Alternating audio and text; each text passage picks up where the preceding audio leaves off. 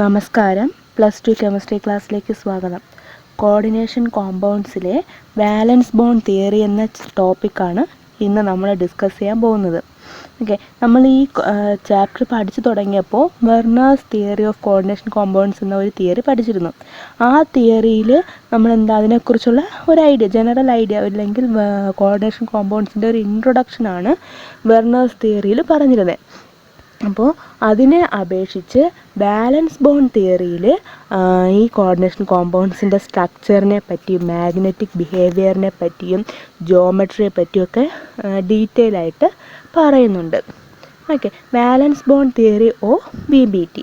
The main points of valence bond theory are: the central metal ion in the complex make available an adequate number of vacant orbital for the formation of coordinate bond with the ligand. അതായത് നമ്മൾ first ഈ chapter പഠിച്ചു തുടങ്ങിയ സമയത്ത് പറഞ്ഞിരുന്നു, ഈ coordination കോമ്പൗണ്ട്സിനകത്ത് central മെറ്റലിൻ്റെ duty എന്ന് പറയുന്നത് എന്താണ്? അവിടെ ഇലക്ട്രോൺസ് അവ എന്ത് ചെയ്യുന്നില്ല, ഷെയർ ചെയ്യുകയോ ഡൊണേറ്റ് ചെയ്യുകയോ ഒന്നും ചെയ്യുന്നില്ല. പകരം ലിഗാൻസ് ഷെയർ ചെയ്യുന്ന ഇലക്ട്രോൺസിനെ അല്ലെങ്കിൽ ഡൊണേറ്റ് ചെയ്യുന്ന ഇലക്ട്രോൺസിനെ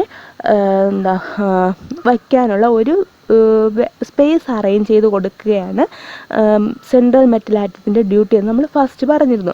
അത് തന്നെയാണ് ഇവിടുത്തെ ഫസ്റ്റ് പോയിന്റ് എന്ന് പറയുന്നത്. അതായത് എന്താണ്? സെൻട്രൽ മെറ്റൽ ആറ്റം, കോംപ്ലക്സിനകത്തുള്ള സെൻട്രൽ മെറ്റൽ ആറ്റം എന്ന് പറയുന്നത് ഒരു വാക്കൻറ്റ് ഓർബിറ്റൽ അല്ലെങ്കിൽ ഒരു വാക്കൻറ്റ് സ്പേസ് അറേഞ്ച് ചെയ്യുന്നു. എന്തിനു വേണ്ടിയിട്ടാണ്? ലിഗാൻസിന് അവയുടെ ഇലക്ട്രോൺസിനെ ഷെയർ ചെയ്യാനുള്ള ഒരു വാക്കൻറ്റ് സ്പേസ് അല്ലെങ്കിൽ വാക്കൻറ്റ് ഓർബിറ്റൽ അറേഞ്ച് ചെയ്ത് കൊടുക്കുന്നു, അവിടെ കോർഡിനേറ്റ് ബോണ്ട് ഫോർമേഷന് വേണ്ടിയിട്ട്. ഓക്കെ, ഇനി second point, the number of empty orbitals made available is equal to the coordination number of the central metal ion. അതായത് നമ്മൾ കോർഡിനേഷൻ നമ്പർ പഠിച്ചിരുന്നു. അതെന്താണെന്ന് നിങ്ങൾക്കറിയാം. ഇവിടെ കോർഡിനേഷൻ നമ്പർ എന്ന് പറയുന്നത് അവിടെ ഈ സെൻട്രൽ മെറ്റൽ ആറ്റം അറേഞ്ച് ചെയ്യുന്ന വാക്കൻറ്റ് ഓർബിറ്റലിന് ഈക്വൽ ആയിരിക്കും. അപ്പോൾ എത്ര കോർഡിനേഷൻ നമ്പർ ഉണ്ടോ അവിടുത്തെ ആ ഒരു കോമ്പൗണ്ടിൻ്റെ കോർഡിനേഷൻ നമ്പർ എത്രയാണോ അത്രയും vacant orbital central metal atom arrange ചെയ്യും. എന്തിനു വേണ്ടിയിട്ട്? ലിഗാൻസിന് ഒക്കുപ്പൈ ചെയ്യാൻ. ഓക്കെ, അതാണ് സെക്കൻഡ് പോയിന്റ് എന്ന് പറയുന്നത്. Third point, adequate number of vacant orbitals SPOD of the central metal ion hybridized to give an equal number of vacant hybrid orbitals which are directed towards the ligand positions according to the geometry of the complex. അതായത് ഈ central metal atom എന്ത് ചെയ്യുന്നു എന്ന് പറഞ്ഞു? Vacant orbital എന്ത് ചെയ്യുന്നു? Provide ചെയ്യുന്നു. ആ പ്രൊവൈഡ് ചെയ്യുന്നത് S ഓർബിറ്റലാവാം, P ഓർബിറ്റലാവാം, D ഓർബിറ്റലാവാം. അന്നേരം അവിടുത്തെ എനർജി ലെവലിൽ ഡിഫറൻസ് ഉണ്ട്, എനർജി ഡിഫറൻസ് ആണ്. അപ്പോൾ ഇങ്ങനെ ഡിഫറെൻറ്റ് എനർജി ലെവൽസിലുള്ള ഓർബിറ്റൽസ് ആര് പ്രൊവൈഡ് ചെയ്യുന്നു? സെൻട്രൽ മെറ്റൽ ആറ്റം പ്രൊവൈഡ് ചെയ്യുന്നു. ആ എനർജി ലെവൽസ്, ആ ഓർബിറ്റൽസിനെ, ഡിഫറെൻറ്റ് എനർജി ലെവൽസിലുള്ള ഓർബിറ്റൽസിനെ ഹൈബ്രിഡൈസ് ചെയ്തുകൊണ്ട് എന്താണ്? ഈക്വൽ ഹൈബ്രിഡ് ഓർബിറ്റൽസ് ഉണ്ടാക്കുന്നു. അതിൻ്റെ എനർജി ലെവലെല്ലാം ഈക്വൽ ആക്കുന്നു. എല്ലാം ഒരുപോലുള്ള ഹൈബ്രിഡ് ഓർബിറ്റൽസ് ഫോം ചെയ്തിട്ട് ആ വാക്കൻറ്റ് ഹൈബ്രിഡ് ഓർബിറ്റൽസിലാണ് ലിഗാൻസ് ഒക്കുപ്പൈ ചെയ്ത് കോർഡിനേറ്റ് ബോണ്ട് ഫോം ചെയ്യുന്നത്. മനസ്സിലായോ? എന്താണ്? സെൻട്രൽ മെറ്റൽ ആറ്റം എന്ത് ചെയ്യുന്നു? ഓർബിറ്റൽസ്, വാക്കൻറ്റ് ഓർബിറ്റൽ പ്രൊവൈഡ് ചെയ്യുന്നു. അത് ഡിഫറൻറ്റ് എനർജി ലെവലിലുള്ളതാണ്. ആ ഡിഫറൻറ്റ് എനർജി ലെവലിലുള്ള ഓർബിറ്റൽസിനെ ഹൈബ്രിഡൈസ് ചെയ്ത് ഈക്വൽ ആയിട്ടുള്ള ഹൈബ്രിഡ് ഓർബിറ്റൽസ് ഫോം ചെയ്യിക്കുന്നു. ആ വാക്കൻറ്റ് ഹൈബ്രിഡ് ഓർബിറ്റൽസിലാണ് ലിഗാൻഡ് ഒക്കുപ്പൈ ചെയ്യുന്നത്. ലിഗാൻഡ് ഒക്കുപ്പൈ ചെയ്തിട്ട് കോർഡിനേറ്റ് ബോണ്ട് ഫോം ചെയ്യുന്നത്. ഇനി ലിഗാൻഡ് ഈ ഒക്കുപ്പൈ ചെയ്ത് ഈ ഹൈബ്രിഡ് ഓർബിറ്റൽസിനെ ഡിപ്പെൻഡ് ചെയ്താണ് ആ കോമ്പൗണ്ടിൻ്റെ ജിയോമെട്രി പറയപ്പെടുന്നത്. ഓക്കെ, മനസ്സിലായതാണ് മൂന്നാമത്തെ പോയിന്റ്, ഇമ്പോർട്ടൻറ്റ് പോയിൻ്റാണ്. എന്താണ്? Central metal atom vacant orbital arrange ചെയ്യുന്നു. ആ വാക്കൻറ്റ് ഓർബിറ്റലിനെ ഹൈബ്രിഡ് ഓർബിറ്റലാക്കി മാറ്റുന്നു. ആ ഹൈബ്രിഡ് ഓർബിറ്റലിൽ ലിഗാൻസ് വന്നിരിക്കുന്നു. അതിനുശേഷം അവ എന്ത് ചെയ്യുന്നു? അവയുടെ ഡയറക്ഷൻസ് അനുസരിച്ച് എന്ത് ചെയ്യുന്നു? ജിയോമെട്രി പ്രെഡിക്റ്റ് ചെയ്യുന്നു. ഓക്കെ, ഇനി നാലാമത്തെ point, The empty hybrid orbital of the metal ion overlap with the fully filled orbital of the ligand, forming the ligand metal coordinate bond. അതായത് എന്താണ്, ഈ മെറ്റലിൻ്റെ എം ഡി ഹൈബ്രിഡ് ഓർബിറ്റൽ എന്ത് ചെയ്യുന്നു, ലിഗാൻസിൻ്റെ ഫുള്ളി ഫിൽഡ് ഓർബിറ്റൽസുമായിട്ട് ഓവർലാപ്പ് ചെയ്തുകൊണ്ടാണ് അവിടെ ligand metal coordinate bond form ചെയ്യിക്കുന്നത്. അതായത് സിമ്പിളായിട്ട് പറഞ്ഞാൽ എന്താണ്, നമ്മളവിടെ വേക്കൻ്റ് ഓർബിറ്റൽ ഫോം ചെയ്യിക്കുന്നു. വേക്കൻ്റ് ഓർബിറ്റലിന് തൊട്ട് മുന്നേ അവിടെ ആരുണ്ട്, ഇലക്ട്രോൺ, ഈ സെൻട്രൽ മെറ്റൽ ആറ്റത്തിൻ്റെ ഇലക്ട്രോൺസ് അവിടെ ഉണ്ട്. ആ ഇലക്ട്രോൺസ് അതെല്ലാം അറേഞ്ച് ചെയ്ത് കഴിഞ്ഞിട്ട് നെക്സ്റ്റ് ആണ് വേക്കൻ്റ് ഓർബിറ്റൽ ലിഗാൻഡിന് വേണ്ടിയിട്ട് ഫോം ചെയ്യിക്കുന്നത്. അപ്പോൾ ഈ വേക്കൻ്റ് ഓർബിറ്റലും ഫുള്ളി ഫിൽഡ് ആയിട്ടുള്ള ഓർബിറ്റലും കൂടെ ചേർന്നിട്ട് മെറ്റൽ കോർഡിനേറ്റ് ബോണ്ട് ഫോം ചെയ്യുന്നു. ആ വേക്കൻ്റ് ഓർബിറ്റലിനകത്ത് ലിഗാൻഡ് ഇലക്ട്രോൺസിനെ ഫില്ല് ചെയ്തുകൊണ്ട് അവിടെ ligand metal coordinate bond form ചെയ്യിക്കുന്നു. മനസ്സിലായോ? 4ാമത്തെ പോയിന്റ്. ഇനി അടുത്ത point, the outer orbital or inner orbital complexes are formed depending upon whether the d orbitals of the outer shell or inner shell are used for hybridization. അതായത് ഒരു hybridization നടക്കുമ്പോൾ, അല്ലെങ്കിൽ ഒരു ഹൈബ്രിഡൈസേഷൻ നടക്കുമ്പോൾ അവിടുത്തെ ഡി ഓർബിറ്റൽ, ഏത് d orbital, outer ഷെല്ലിലുള്ള d ഓർബിറ്റലാണോ ഇന്നർ ഷെല്ലിലുള്ള ഡി ഓർബിറ്റലാണോ യൂസ് ചെയ്ത് ഹൈബ്രിഡൈസേഷൻ യൂസ് ചെയ്തു എന്നുള്ളതിനെ ഡിപ്പെൻഡ് ചെയ്താണ് അത് outer orbital or high spin ആണോ അതോ ഇന്നർ ഓർബിറ്റൽ അഥവാ ലോ സ്പിൻ ആണോ എന്ന് പറയുന്നത്. അതായത് 3D ആണ് 3D 4s4p എന്നെടുക്കുമ്പോൾ 3D ആണ് നമ്മൾ ഹൈബ്രിഡൈസേഷൻ എടുത്തത് എങ്കിൽ അതെന്താണ്, ഇന്നറാണ്. അതല്ല 4s4p 4D ആണ് നമ്മൾ എടുത്തത് എങ്കിൽ എന്താണ്, ഔട്ടറാണ്. അപ്പോൾ അത് നിങ്ങൾക്ക് എക്സാമ്പിൾ വരുമ്പോൾ കുറച്ചുകൂടെ വ്യക്തമാവും. അപ്പോൾ മനസ്സിലാക്കി വെക്കുക, എന്താണ് ഓർബിറ്റൽ, ഡി ഓർബിറ്റലിനെ ഡിപ്പെൻഡ് ചെയ്തിട്ടാണ് അവിടെ ഹൈബ്രിഡൈസേഷൻ നമ്മൾ എടുക്കുന്ന ഡി ഓർബിറ്റലിനെ ഡിപ്പെൻഡ് ചെയ്തിട്ടാണ് അത് ഔട്ടർ ഓർബിറ്റലാണോ ഇന്നർ ഓർബിറ്റലാണോ എന്ന് പറയുന്നത്. ഓക്കെ, അപ്പോൾ നമുക്ക് 5 പോസ്റ്റുലേറ്റ്സ് ആണുള്ളത്. ഏതൊക്കെയാണ്? ഫസ്റ്റ് എന്ന് പറയുന്നത് സെൻട്രൽ മെറ്റൽ അയോൺ എന്ന് പറയുന്നത് എന്താണ്, അവയ്ക്ക് ആവശ്യമായിട്ടുള്ള ലിഗാൻസിന് ആവശ്യമായിട്ടുള്ള വേക്കൻറ്റ് സ്പേസ് അറേഞ്ച് ചെയ്യുന്നു. ഇനി അവിടെ അറേഞ്ച് ചെയ്യുന്ന വേക്കൻറ്റ് സ്പേസ് എന്ന് പറയുന്നത് കോർഡിനേഷൻ നമ്പറിന് ഈക്വൽ ആയിരിക്കും. ഇനി ഇവിടെ അറേഞ്ച് ചെയ്യുന്ന ആ വേക്കൻ്റ് ഓർബിറ്റൽസ് ഹൈബ്രിഡൈസ് ചെയ്ത് ഈക്വൽ ഹൈബ്രിഡ് ഓർബിറ്റലായിട്ട് മാറുന്നു. ആ ഹൈബ്രിഡ് ഓർബിറ്റൽസിൽ ലിഗാൻഡ് വന്നിരിക്കുകയും അവയുടെ ജോമെട്രി അതിനുശേഷം പ്രെഡിക്റ്റ് ചെയ്യുകയും പറ്റുന്നു. ഓക്കെ, ഇനി അടുത്ത പോയിന്റ് എന്ന് പറയുന്നത് എന്താണ്, ആ എം ഡി ഓർബിറ്റൽസിനകത്ത് ലിഗാൻഡ്സ് വന്നിരുന്ന് ഫുള്ളി ഫിൽഡ് ആക്കുന്നു. അങ്ങനെ metal ligand coordinate bond form ചെയ്യിക്കുന്നു. ഇനി ഹൈ സ്പിൻ അല്ലെങ്കിൽ ലോ സ്പിൻ അല്ലെങ്കിൽ ഔട്ടർ ഓർബിറ്റലാണോ ഇന്നർ ഓർബിറ്റലാണോ എന്നുള്ളത് ആരെ ഡിപ്പെൻഡ് ചെയ്യുന്നു, ഡി ഓർബിറ്റൽ, ഹൈബ്രിഡൈസേഷനിൽ പങ്കെടുക്കുന്ന ഡി ഓർബിറ്റലിനെ ഡിപ്പെൻഡ് ചെയ്ത് ഇരിക്കുന്നു. ഓക്കെ, ഇത്രയാണ് വാലൻസ് ബോണ്ട് തിയറിയുടെ മെയിൻ പോസ്റ്റുലേറ്റ് എന്ന് പറയുന്നത്. ഇത്രയും നിങ്ങൾ മനസ്സിലാക്കി വയ്ക്കുക.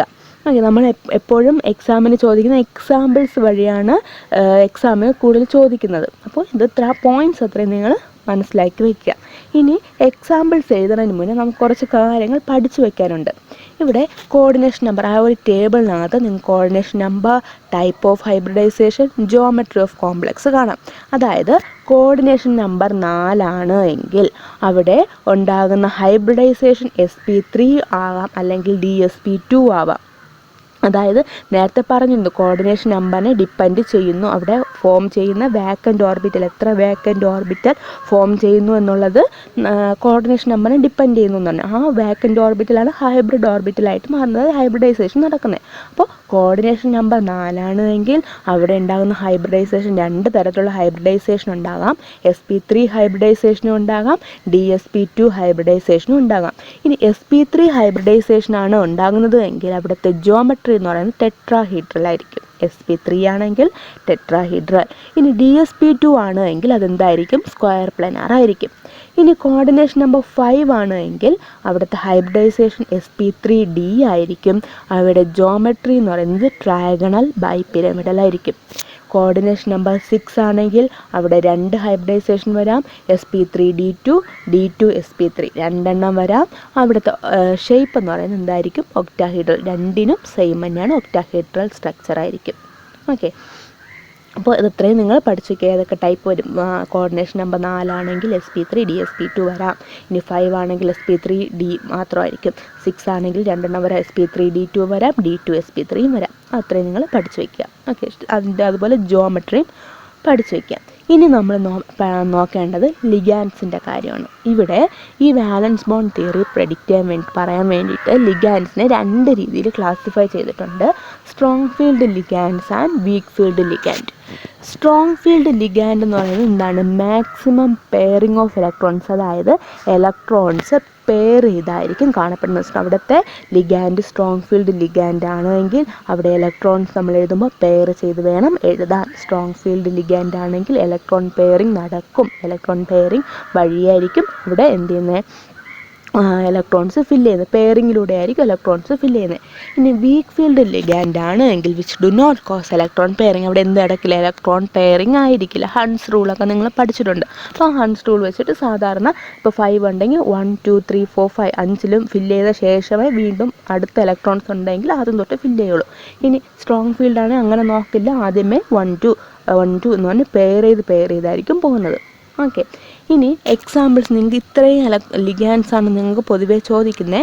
അതിൽ വാട്ടറിന് കഴിഞ്ഞ് water, NH3 amine, EN CN CO ഇതൊക്കെ എന്ന് പറയുന്നത് സ്ട്രോങ് ഫീൽഡ് ലിഗാൻഡും, oxalate OH FCl Br I എന്ന് പറയുന്നത് വീക്ക് ഫീൽഡ് ലിഗാൻഡുമാണ്. ഓക്കെ. ഇനി നമ്മൾ നോക്കേണ്ടത് ഈ എലമെൻറ്റ്സ്, അതായത് scandium, titanium, vanadium, chromium, manganese, iron, cobalt, nickel, copper, zinc, ഇത് ഇത്രയും എലമെൻസിൻ്റെ ഔട്ടർ ഇലക്ട്രോണിക് കോൺഫിഗറേഷൻ കൂടി നോക്കി വയ്ക്കണം. ഓക്കെ. അപ്പോൾ എന്താ സ്കാൻഡിയത്തിൻ്റെത് 3D1 4s2, ടൈറ്റാനിയം 3D3 അല്ല 3D2 4s2, vanadium 3D3 4s2, chromium 3D5 4s1. അവിടെ ക്രോമിയത്തിൻ്റെ ആക്ച്വലി വരേണ്ടത് 3D4 4s2 ആണ്. പക്ഷേ എങ്ങനെ വരും? അവിടെ പാർഷ്യലി ഫിൽഡ് ആയതുകൊണ്ടാണ് അവിടെ 5 വന്നത്. 4s2ലുള്ള 1 ഇപ്പുറത്തോട്ട് മാറി 3D5 4s1 എന്ന് വന്നേ. അതുപോലെ manganese 3D5 4s2, Fe 3D6 4s2, cobalt 3D7 4s2, nickel 3D8 4s2, Cu copper 3D10 4s1. അവിടെയും അതേ ഇത് തന്നെയാണ്. കംപ്ലീറ്റ്ലി ഫിൽഡ് ആവാൻ വേണ്ടിയിട്ടാണ് 3D10 വന്നത്. അതുപോലെ സിങ്ക് എന്ന് പറയുന്നത് എന്താണ്? 3D10 4s2. ഇത് ഇത്രയും കൂടി നിങ്ങൾ എന്തെങ്കിലും കാണാതെ പഠിച്ച് വെക്കണം. ഓക്കെ. അപ്പോൾ ഇത് ഇത്രയും ആയിക്കഴിഞ്ഞാൽ, അതായത് എന്താണ് ലിഗാൻസ് പഠിച്ചു, കോർഡിനേഷൻ നമ്പറും ടൈപ്പ് ഓഫ് ഹൈബ്രിഡൈസേഷൻ, അതുപോലെ ജോമെട്രി, പിന്നെന്താ വീക്ക് ഫീൽഡിൽ വരുന്ന ഏതൊക്കെയാണ്, സ്ട്രോങ് ഫീൽഡിൽ വരുന്ന ഏതൊക്കെയാണ്, ഇത് ഇത്രയും നമ്മൾ പഠിച്ച് വെച്ച് കഴിഞ്ഞാൽ നമുക്ക് എക്സാമ്പിൾസ് എഴുതാനായിട്ട് എളുപ്പമായിരിക്കും. എക്സാമ്പിൾസ് എഴുതുമ്പോൾ നമുക്ക് എന്താ ബുദ്ധിമുട്ട് വരത്തില്ല, പെട്ടെന്ന് നമുക്ക് എഴുതാൻ പറ്റും. ഓക്കെ. അപ്പോൾ ഫസ്റ്റ് എക്സാമ്പിൾ ഇവിടെ നോക്കുന്നത് ഹെക്സാമീൻ കൊബാൾട്ട് 3 അയോൺ, അതായത് CO NH3 3+. ഈ ഒരു കോർഡിനേഷൻ കോമ്പൗണ്ടിൻ്റെ വാലൻസ് ബോണ്ട് തിയറി എങ്ങനെയാണ് എഴുതുന്നതെന്ന് നോക്കാം. നമ്മൾ നോമൻക്ലേച്ചർ പറഞ്ഞതുപോലെ ഇവിടെയും ഓക്സിഡേഷൻ സ്റ്റേറ്റ് എന്താണ് കണ്ടുപിടിക്കണം. ഫസ്റ്റ് നമ്മൾ ആരുടെ മെറ്റൽ ആറ്റത്തിൻ്റെ ഓക്സിഡേഷൻ സ്റ്റേറ്റ് കണ്ടുപിടിക്കണം. ഇനി ഞാൻ വീണ്ടും റിപ്പീറ്റ് ചെയ്ത് പറയുന്നില്ല. നിങ്ങൾക്കറിയാലോ എങ്ങനെയാണ് അവിടെ +3 വന്നതെന്നുള്ളത്. ഒരെണ്ണം മാത്രം പറയാം. എങ്ങനെയാണ്? COയുടേത് X എന്ന് എടുക്കുക, NH3യുടേത് 0 ആണ്, അന്നേരം 6NH3 ഉണ്ട്, അന്നേരം അത് ടോട്ടലി 0 ആവും. അപ്പോൾ =3. അപ്പോൾ Xൻ്റെ വാല്യൂ 3, അതായത് കൊബാൾട്ടിൻ്റെ ഓക്സിഡേഷൻ സ്റ്റേറ്റ് 3 എന്ന് കിട്ടി. ഇനി നമ്മൾ നോക്കേണ്ടത് അതിൻ്റെ ലിഗാൻസ് ആണ്. ലിഗാൻസ് ഇവിടെ സ്ട്രോങ് ഫീൽഡ് ലിഗാൻഡ് ആണോ വീക്ക് ഫീൽഡ് ലിഗാൻഡ് ആണോ നോക്കുക. സ്ട്രോങ് ഫീൽഡ് ലിഗാൻഡ് ആണ് എങ്കിൽ എന്ത് സംഭവിക്കുന്നു എന്ന് പറഞ്ഞു? പെയറിങ് നടക്കും. പെയറിങ് വഴിയായിരിക്കും ഇലക്ട്രോൺസ് ഫില്ല് ചെയ്യുന്നത് എന്ന് പറഞ്ഞു. അപ്പോൾ NH3 എന്ന് പറയുന്നത് എന്താണ്? ഒരു സ്ട്രോങ് ഫീൽഡ് ലിഗാൻഡ് ആണ്. അതുകൊണ്ട് ഇവിടെ എന്താണ്? ഇലക്ട്രോൺസ് ഫില്ല് ചെയ്തിരിക്കും. അതായത് അൺപെയർഡ് ഇലക്ട്രോൺസ് കാണില്ല. ഇലക്ട്രോൺസ് എന്ത് ചെയ്യും? പെയർ ചെയ്തായിരിക്കും ഫില്ല് ചെയ്ത് പോകുന്നത്. ഇനി അടുത്ത് നമ്മൾ നോക്കേണ്ട അവിടുത്തെ കോർഡിനേഷൻ നമ്പർ എത്രയാണ്? 6 ആണ്. അന്നേരം 6 വാക്കൻ്റ് ഓർബിറ്റ് നമുക്ക് എന്ത് ചെയ്യണം? ഫോം ചെയ്യിക്കണം. അപ്പോൾ ഇത്രയും നമ്മൾ മനസ്സിലാക്കി വയ്ക്കുക. കോർഡിനേഷൻ കോമ്പൗണ്ട് കണ്ടു കഴിഞ്ഞാൽ അവിടുത്തെ മെറ്റൽ ആറ്റത്തിൻ്റെ ഓക്സിഡേഷൻ നമ്പർ കണ്ടുപിടിക്കുക. അത് കഴിഞ്ഞ് എന്ത് ചെയ്യണം? അവിടുത്തെ ലിഗാൻഡ് നോക്കുക, അത് സ്ട്രോങ് ആണോ വീക്ക് ആണോ എന്ന് നോക്കുക. അതുപോലെ പിന്നെന്താ കോർഡിനേഷൻ നമ്പർ എത്രയാണ് എന്നുള്ളത് നോക്കുക. ആ കോർഡിനേഷൻ നമ്പർ അനുസരിച്ചാണ് അവിടെ എന്ത് വരുന്നത്, വാക്കൻ്റ് ഓർബിറ്റൽ വരുന്നത്. ഇത്രയും നോക്കുക. ഓക്കെ, ഇനി നമുക്ക് നോക്കേണ്ടത് ഇവിടെ എന്താണ്, കൊബാൾട്ട് 3+. അപ്പോൾ കൊബാൾട്ടിൻ്റെ ഔട്ടർ മോസ്റ്റ് ഇലക്ട്രോണിക് കോൺഫിഗറേഷൻ എന്ന് പറയുന്നത് എത്രയാണ്, 3d7 4s2 അല്ലേ. CO-യുടെ 3d7 4s2. ഇവിടെ 3+ ആണ്. അന്നേരം 3 ഇലക്ട്രോൺസ് എന്ത് ചെയ്തു, പോയി, അതിൽ നിന്ന് മാറിപ്പോയി. അപ്പോൾ എങ്ങനെ വരും, 4s2-ൽ നിന്നുള്ള 2 ഇലക്ട്രോണും 3d7-ൽ നിന്നുള്ള 1 ഇലക്ട്രോണും എന്ത് ചെയ്യും, റിമൂവ് ചെയ്യും. അന്നേരം 3d6 എന്ന് കിട്ടും. കൊബാൾട്ടിൻ്റെ electronic outer electronic configuration 3d6 എന്ന് വരും. CO3+ൻ്റെത് 3d6 എന്ന് വരും. നമുക്ക് ആ ടേബിളിനകത്ത് നിങ്ങൾ നോക്കിയേ, ഓർബിറ്റൽസ് ഓഫ് CO3+ അയോൺ അത് 3d6 ആണ്. അന്നേരം ഓരോ പെയർ വീതം നമ്മൾ എന്ത് ചെയ്യുന്നു, 5 എണ്ണത്തിലും കൊടുത്തു. അന്നേരം ബാക്കി 6 ആയതുകൊണ്ട് ഒരെണ്ണം വന്നു, അത് വീണ്ടും ഫസ്റ്റ് ഉള്ളതിൽ കൊടുത്തു. നമ്മൾ നോർമലായിട്ട് നമ്മൾ എഴുതുന്ന ഇലക്ട്രോൺ ഫില്ല് ചെയ്യുന്നത്, ഹൺസ് റൂളൊക്കെ അനുസരിച്ച് നമ്മൾ ഇലക്ട്രോൺ ഫില്ല് ചെയ്യുന്നതാണ്. പക്ഷേ ഇവിടെ എന്താണ്, സ്ട്രോങ് ഫീൽഡാണ് എന്ന് പറഞ്ഞു, ലിഗാൻഡ് സ്ട്രോങ് ഫീൽഡ് ലിഗാൻഡാണ്. അതുകൊണ്ട് അവിടെ എന്താണ്, ഇലക്ട്രോൺസ് പെയർ ചെയ്തുകൊണ്ടാണ് ഇരിക്കുക എന്ന് പറഞ്ഞു. അന്നേരം ഈ അൺപെയർഡ് ആയിട്ടുള്ള 4 എണ്ണം പെയർ ചെയ്ത് 2 എണ്ണമായിട്ട് മാറും. മനസ്സിലായോ? അറ്റത്ത് കിടക്കുന്ന ആ 2 എണ്ണം, 3Dയുടെ തന്നെ അറ്റത്ത് ഓരോന്ന് വീതം കിടക്കുന്ന 2 എണ്ണം ഇപ്പുറത്തോട്ട് വരും. മനസ്സിലായപ്പോൾ എന്താണ്, 3Dക്കകത്ത് 3 ഓർബിറ്റലിനകത്ത് 6 എണ്ണവും 6 ഇലക്ട്രോണും ഇരിക്കും. മനസ്സിലായോ? അപ്പോൾ 3Dക്കകത്ത് 2 ഓർബിറ്റൽ വാക്കൻ്റായി. ആ 2 ഓർബിറ്റൽ എവിടെ വന്നു, ഇപ്പുറത്തോട്ട് വന്നപ്പോൾ ആ 2 ഓർബിറ്റൽ വാക്കൻ്റായി.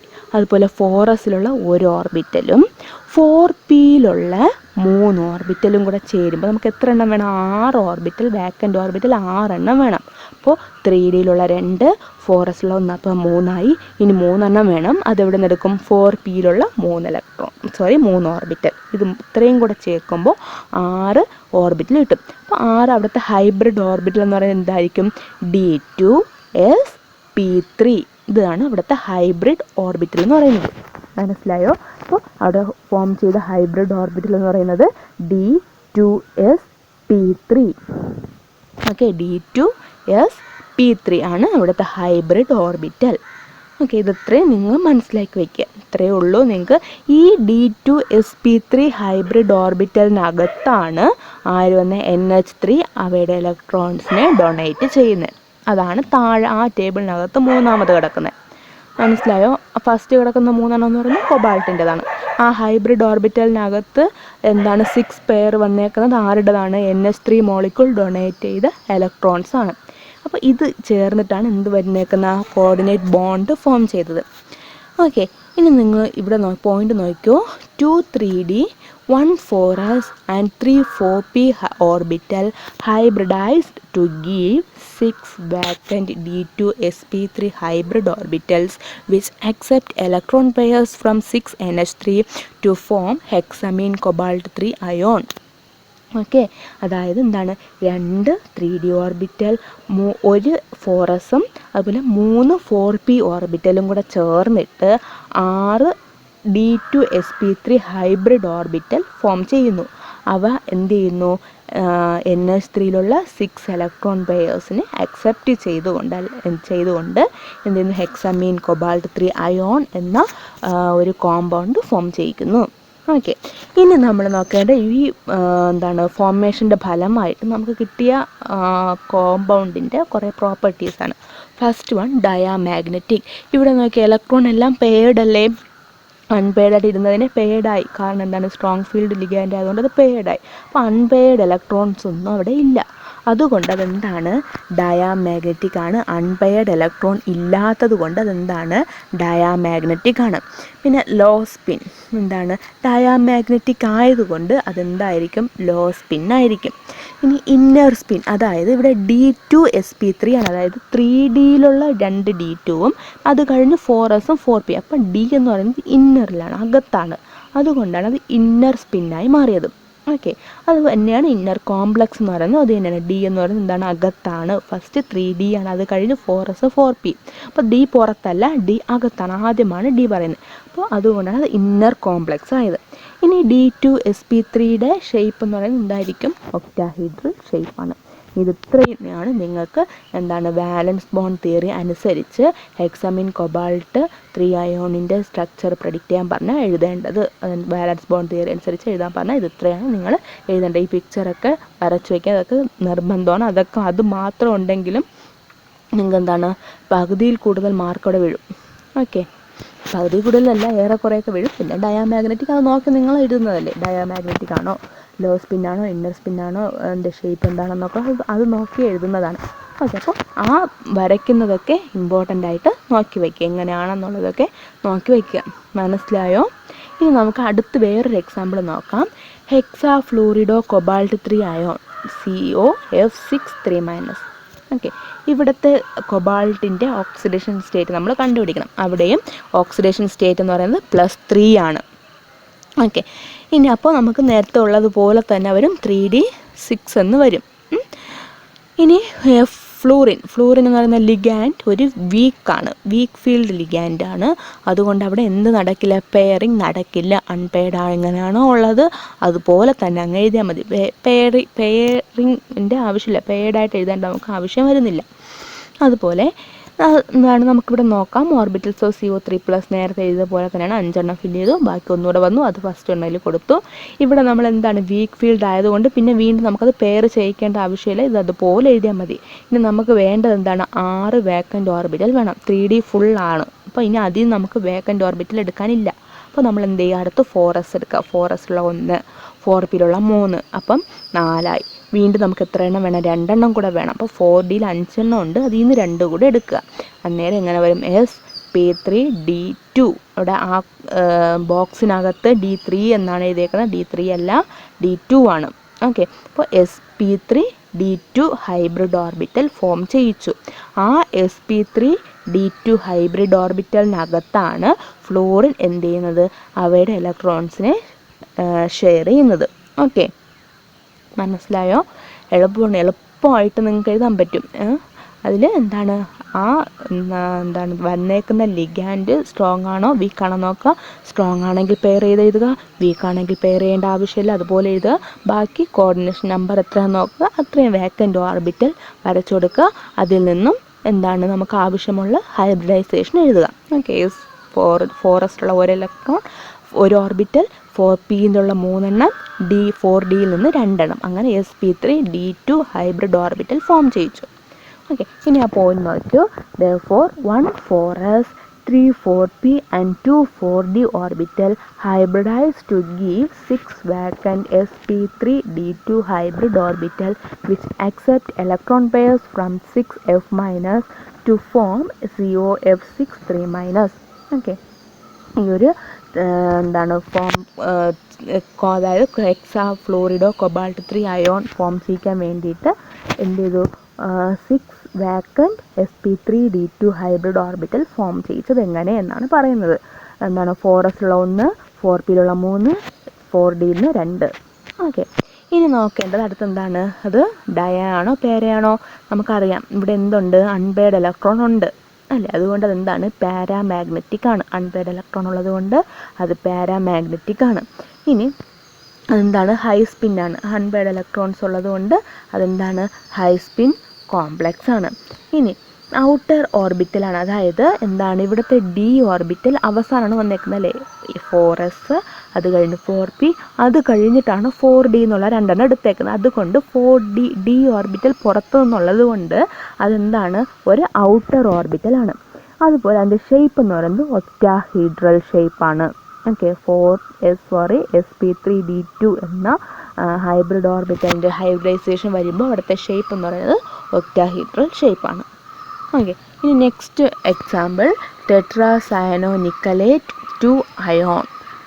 ഇവിടെയും എന്താണ്, നമ്മൾ ആദ്യം ഓക്സിഡേഷൻ സ്റ്റേറ്റ് കണ്ടുപിടിക്കുക. നിക്കലിൻ്റെ ഓക്സിഡേഷൻ സ്റ്റേറ്റ് +2 ആണ്. ഇനി അത് കഴിഞ്ഞ് നമ്മൾ നോക്കേണ്ടതാണ് ലിഗാൻഡ് നോക്കുക, അത് സ്ട്രോങ് ആണ്, CN ആണ്. CN എന്ന് പറയുന്നൊരു സ്ട്രോങ് ഫീൽഡ് ലിഗാൻഡാണ്. അത് കഴിഞ്ഞ് നമ്മൾ നോക്കേണ്ട കോർഡിനേഷൻ നമ്പർ എത്രയാണ്, 4 ആണ്. അത്രയും നോക്കുക. ഇനി നിക്കലിൻ്റെ എന്താണ് ഔട്ടർ മോസ്റ്റ് ഇലക്ട്രോണിക് കോൺഫിഗറേഷൻ എന്ന് പറയുന്നത് എത്രയാണ്, 3d8 4s2 ആണ്. ഇവിടെ നമുക്ക് എത്രയാണ്, Ni2+ ആണ്. അന്നേരം 4s-ലുള്ള 2 ഇലക്ട്രോൺ പോകും, അപ്പോൾ 3d8 ആയിട്ട് വരും അല്ലേ.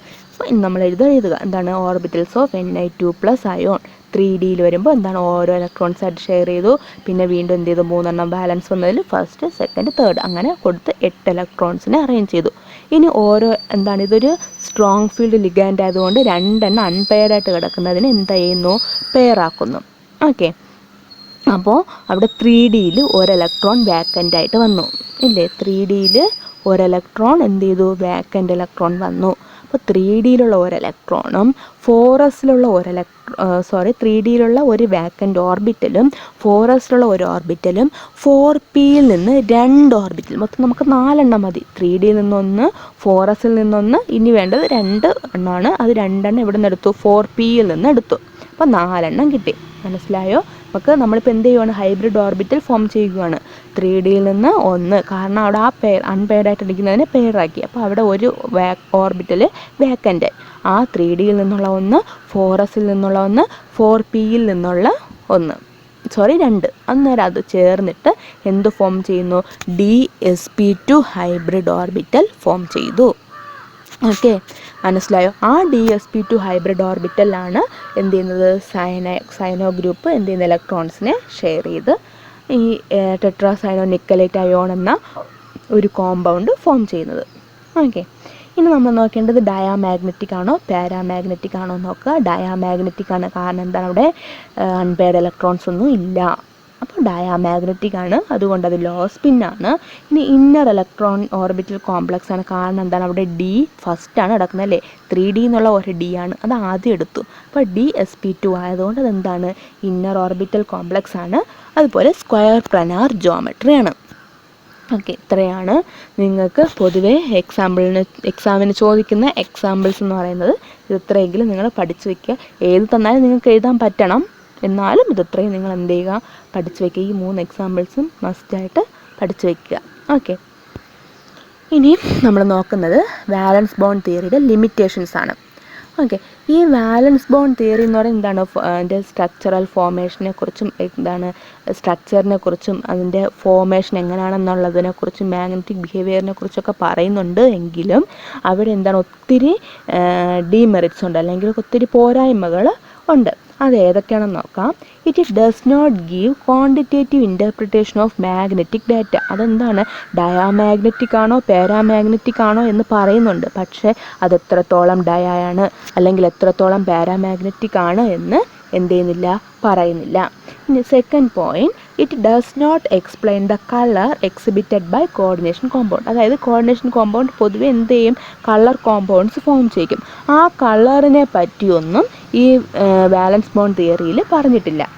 It does not give a quantitative interpretation of the thermodynamic or kinetic stabilities of coordination compound. അതായത് എന്താണ് തെർമോഡൈനാമിക് സ്റ്റെബിലിറ്റീസിനെ കുറിച്ചോ കൈനറ്റിക് സ്റ്റെബിലിറ്റീസിനെ കുറിച്ചുള്ള ക്വാണ്ടിറ്റേറ്റീവ് ഇൻ്റർപ്രിട്ടേഷൻ ഒന്നും ആരും നടത്തിയിട്ടില്ല. ഈ വാലൻസ് ബോണ്ട് തിയറി പറഞ്ഞിട്ടില്ല. അതുപോലെ എന്താണ് ഒരു കോർഡിനേറ്റ് കോംപ്ലക്സ് എന്താണ് 4